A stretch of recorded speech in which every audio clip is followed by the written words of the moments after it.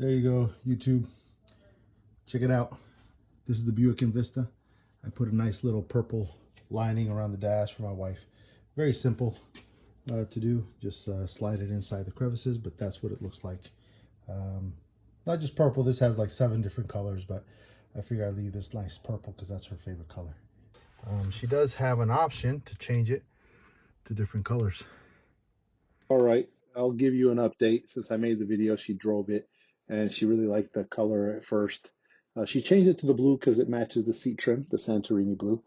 But then she drove it at night and said, you know, it calls out too much attention. I think I prefer just to have it out.